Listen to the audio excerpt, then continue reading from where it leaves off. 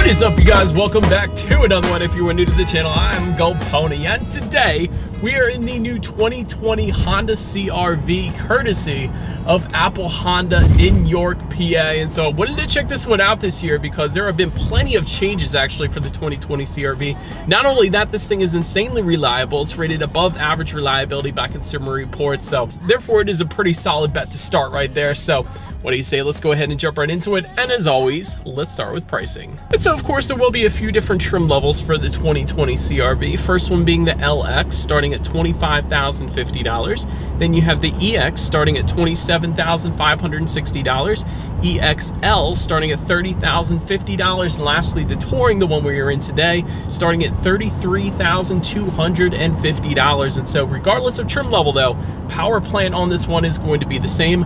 Powering this little beast is going to be a 1.5 liter turbocharged inline 4-cylinder engine, and this is the same engine standard across the board this year. Previously there was a naturally aspirated engine available, so that's why I put it that way, but nonetheless, power comes in at 190 horsepower at 5,600 RPM, 179 pound-feet of torque available from the power band of 2,000 to 5,000 RPM. Power is going to be sent to either front wheels or all wheels through Honda's all-wheel drive system, of course. Power sent to the ground there through a CVT, giving you a 0 to 60 time approximately 7.5 seconds, with MPG numbers coming in at 28 in the city, 34 highway for the front wheel drive, 27 city, 32 highway for the all-wheel drive, either way taking regular unleaded fuel, aka 87 octane, so save you a little bit of money there. But did want to mention before we do any kind of accelerations here, there are a couple different driving modes. There is a sport mode you can simply shift into, and then there is also an eco mode just to the right of the shifter, and that's one thing I always played around with my previous Civics. If you put that econ mode on when you're on a long stretch of highway, maybe on your commute to work, that is going to save you a ton of MPG. And what I have found at my Civics, at least, is quite substantially higher than the highway number given to us on the actual sticker. So that is something to consider if you are using this as a commuter vehicle. But nonetheless, what those driving modes are actually going to do is adjust things like the shift points, throttle response, and actually the climate control settings. If you did put it in that econ mode, it is actually going to decrease some of the climate control, so saving a little bit of energy there. Having said all that, what do you guys say? Let's have some fun. Let's actually put the shifter into that sport driving mode. It did just immediately downshift for me, like they always do, giving you more power on demand, so that's always a good thing. But having done that, let's go ahead and do a quick little acceleration here, and let's see how quickly we can get this new 2020 Honda CR-V up to speed. And here we go.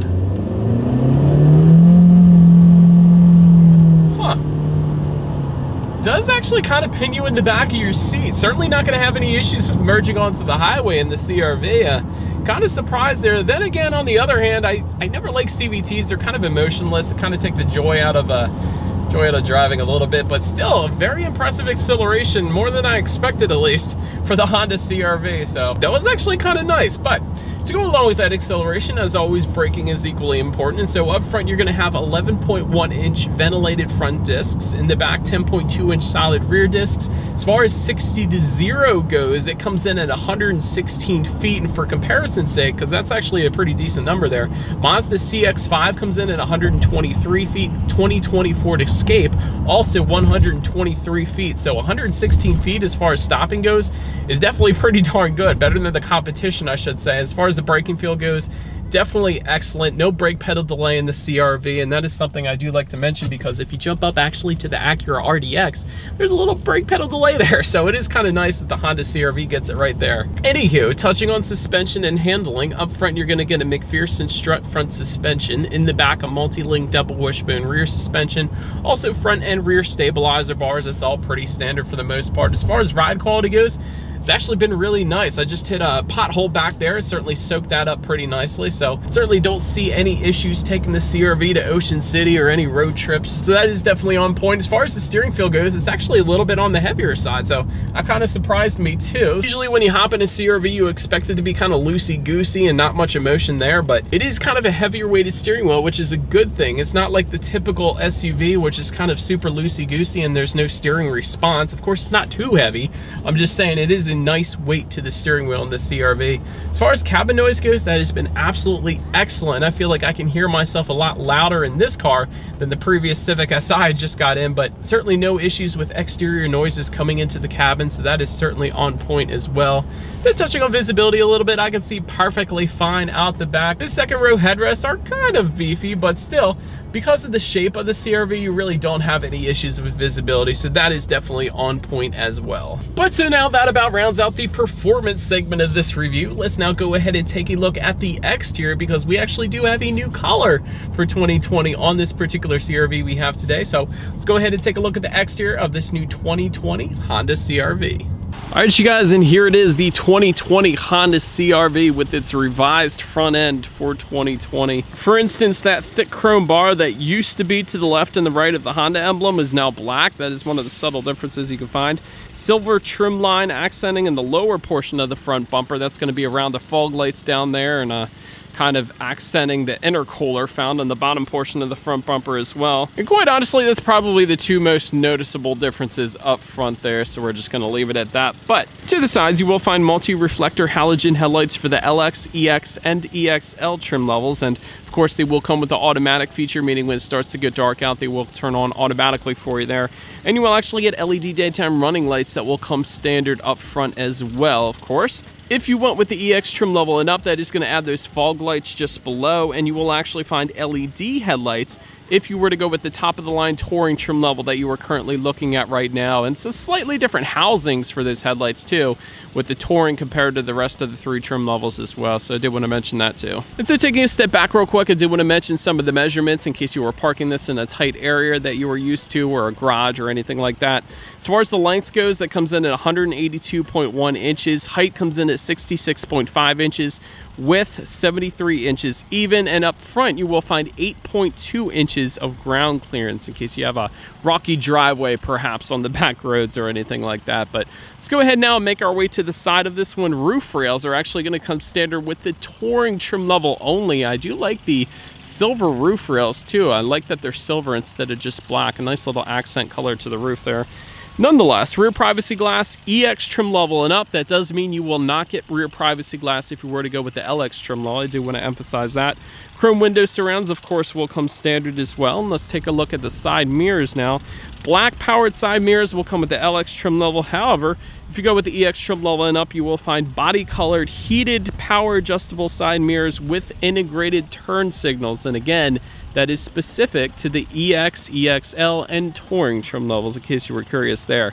And by the way, one more thing before I continue here, I mentioned we had a new color. Rapid Red is the exterior color that you are currently looking at right now, just in case you were interested. I always like to mention that. Taking a look down at the wheel setup, 17-inch alloy wheels will come with the LX trim level. 18-inch alloy wheels will come with the EX trims. And lastly, 19-inch alloy wheels are going to come with the Touring trim level. And I do kind of like those chrome accents there on the side skirts. It ties together pretty well with those chrome window surrounds on the side too, so definitely a nice look to it. Up top, you will find a shark fin antenna towards the back, and making our way to the back. Rear spoiler with an integrated brake light will come standard. Also just below that, rear window wiper.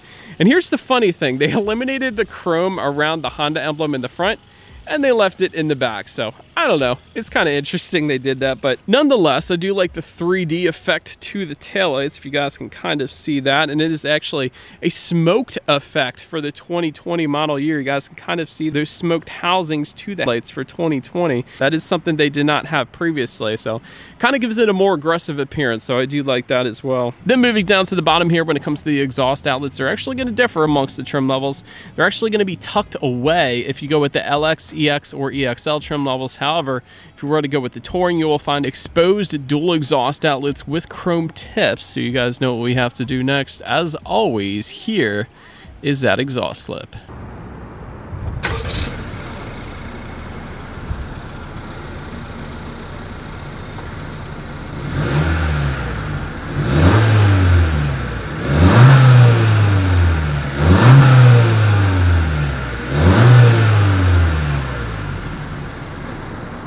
It's open now since we are around back. As far as opening that rear liftgate goes, there actually are a couple different ways. There is a button on the key fob. That is probably the easiest route. There's also a button by the driver's left knee. That is yet another way. Did want to mention, however, for the EXL and Touring trim levels, you will get a power liftgate. That's definitely convenient. And if you go with the Touring trim level, you will actually get a hands-free power liftgate. So all you need to do is simply walk up to that rear liftgate, kick your foot underneath the rear bumper, and then it's going to automatically open up for you. So that is definitely something very convenient, especially if you have your hands full of kids or groceries or whatever, really. So it's definitely a convenient feature there to have. But once opened up, cargo capacity is going to come in at 39.2 cubic feet behind that second row. And so that is actually a good bit, you guys. For comparison's sake, the Toyota RAV4 comes in at 37.6 cubic feet, Mazda CX-5 30.9 cubic feet. So CR-V takes it amongst them at least, so quite a bit of space. If that was not enough space, however, those rear seats actually do fold down. There is a 60-40 split, bumping that up to 75.8 cubic feet. And along with that, in that cargo area, I did want to also mention there are cargo area lights back there, cargo tie-down anchors also for all trim levels. And if you went with the EX trim level and up, you will find a retractable cargo area cover as well. And then I know somebody's going to ask, is there any in-floor storage? I guess you could say there is. Underneath that cargo floor there, there's a spare tire, of course, so that is definitely a plus, but within that, there's quite a bit of space back there. So quite honestly, if you wanted to put maybe a tire inflator kit or something like that back there, you should definitely have more than enough space. So I would kind of call it in-floor storage, although Honda doesn't market it as such. So anyways, did want to mention all of that nonetheless. But making our way up to the rear legroom, that comes in at 40.4 inches. So for reference, I'm an even 6 feet tall. This is how much space I have back there. And actually, for comparison's sake, once again, Mazda CX-5 comes in at 39.6 inches.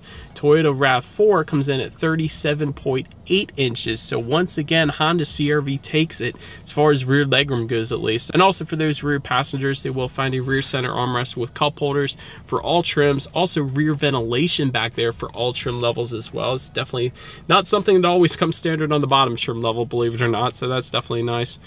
Then make your way to the front seats. Manually adjustable cloth seating you can find with the LX and EX trim levels. If you jump up to the EXL or Touring, you will find a 12-way power adjustable driver's seat with 4-way power lumbar.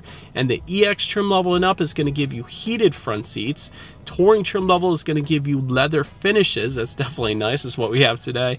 And once again, with the Touring, you will find 2-position memory settings as well. They're going to be on the driver's side door there. Then taking a look at the steering wheel, it is tilt and telescoping and will come leather wrapped for the EXL and Touring trim levels.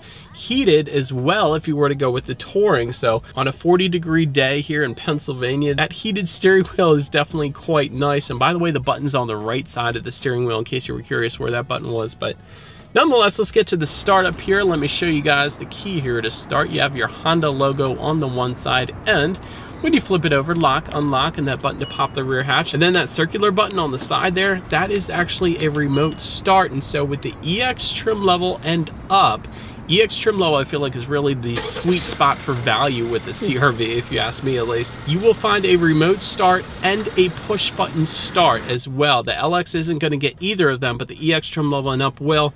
So therefore, all I'm going to do is simply just put my foot on the brake and press that red engine start button located just by the driver's right knee there. It's open. Then once started up, engine temp is all the way to the left, fuel information all the way to the right, and then there is a large digital display front and center, which can be controlled by using the steering wheel mounting controls on the left side there. And so with that, you will find a digital speedometer, a fairly large digital speedometer. You got your RPM readout all the way to the top, outside temperature, time of the day, and of course plenty of other informations like your radio settings, your oil life remaining when you need your next oil change essentially. And that's always nice because you'll find you don't necessarily need it every even 3,000 to 5,000 miles. Sometimes you can go 6,000 or 7,000 miles before the car tells you that it needs its next oil change. So it's definitely nice, a little money saving measure there really. And there's plenty of other things actually you could check out up there as well. Then make your way to overall interior quality. If you wanted a power moonroof, simply once again go with the EX trim level and up. Dual zone climate control, once again, the EX trim level and up. HomeLink controls with the EXL and Touring trim levels, and they're actually going to be found on the roof here for up to 3 different garage doors. And just beside that, actually, overhead sunglass holder, that's actually going to be all trim levels though, but it's nice having garage door openers. You don't have the rattling of the garage door opener on the driver's side visor. It's always a plus. But ambient lighting you can find with the Touring trim level. Wireless phone charger, once again, with the Touring trim level located just in front of the cup holders there. But perhaps probably the first thing I noticed when I first got into the CR-V was the wood grain accents found not only on the back doors, but the front doors, just on top of the passenger side glove box there. It's basically everywhere, a very high-end finish to a CR-V. That is nice to have wood grain accents there. And actually, it kind of continues, the high-endness kind of continues just above that passenger side glove box. You have a leather stitch finish all the way up. That is definitely a nice touch as well, with a piano black interior trim line going right across the middle there. But wood grain accents also just beside the driver and passenger seating area as well. Of course, you have 2 USB charging ports just in front of the wireless phone charger. You have 2 cup holders just behind that, and a very deep cargo area just behind the cup holders, along with a 12-volt power outlet down there as well. Cool thing with this cargo area though is when you actually open up that armrest there is actually a fold down tray with a rubberized bottom. If you had some things that maybe slide around a lot, that rubberized bottom is definitely going to help out, so that's definitely a plus as well. But this is a really high-end finish, I will say, to the CR-V, more than I'm used to seeing in a CR-V. The only thing I would possibly add is maybe a high-end headliner, because there's A-pillars on the inside there. They're just plastic, but high-end headliner, whether it be Alcantara suede or even a nice felt or something soft, really, not a plastic, would definitely be a plus to this one. But overall, really, I'm just being picky there, because overall, it is a very nice, luxurious even interior in the CR-V. So well done, Honda, there. But let's now go ahead and take a look at the Tech Display 5-inch color LCD screen. Will come with the LX. If you go with the EX trim level and up, once again, the sweet spot here for the CR-V, 7-inch high-resolution color touchscreen display. And although 7 inches is more than 5 inches, I will say 7 inches is kind of behind the times when it comes to the competition. A lot of the other SUVs in this class will have available 8-inch color touchscreen displays, like the RAV4, like the Santa Fe. Even Subaru's been going to like 11, 12-inch color touchscreen displays, which is crazy, but it's cool. So I don't know, maybe Honda can increase the screen size a little bit, but it's not really a big deal, honestly. But Bluetooth and audio streaming will come standard across the board. Android Auto and Apple CarPlay if you go with the EX trim level and up. And that is, of course, going to give you free navigation through your smartphone, the ability to like and dislike your Pandora songs up there, and there's a couple other apps actually as well.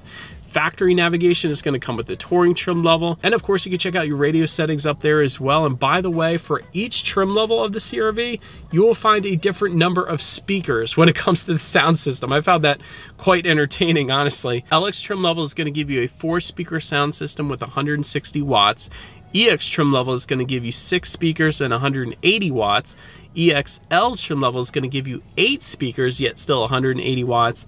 And lastly, the Touring is going to give you a 9-speaker sound system, basically adding a subwoofer to the 8-speaker one with 330 watts. So, guys, know what we have to do next? What do you say? Let's go ahead and turn on the radio here, see what we got playing this morning, and let's test out the clarity of this one. I'm changing, if only just a little, I'm breaking. Sound system is amazing. I love that. Bass is ridiculous. Clarity is great. Loudness is more than enough for the size of the CR-V. That freaking takes you to another world. I absolutely love it. Sound system is banging in the Touring trim level, I will say that. Anywho, last thing I wanted to mention to you guys on that Tech Display is when you do put the CR-V in reverse, you will find a multi-angle rear view camera. Multi-angle meaning bottom left-hand corner, you actually have 3 different views you can choose from if you like, letting you know who or what is behind you, which is always going to lead us into safety. It's the first thing on safety I wanted to mention to you guys is the CR-V is an IIHS top safety pick, so that's always a plus to get started with. Front side and side curtain airbags will come standard. In the back, you're going to have latch, aka lower anchors and tethers for children for the rear car seats. Also back there, rear child door locks. There's a tire pressure monitoring system that will come standard. Also standard across the board though, Honda Sensing. Let me elaborate on what that actually is Forward collision warning is included with that, lane departure warning, collision mitigation braking system, and a road departure mitigation system as well. Now going back to the EX trim level, which I have told you guys is really the value sweet spot for the CR-V, that is going to add a blind spot monitoring system with rear cross traffic alert, again for the EX trim level and up.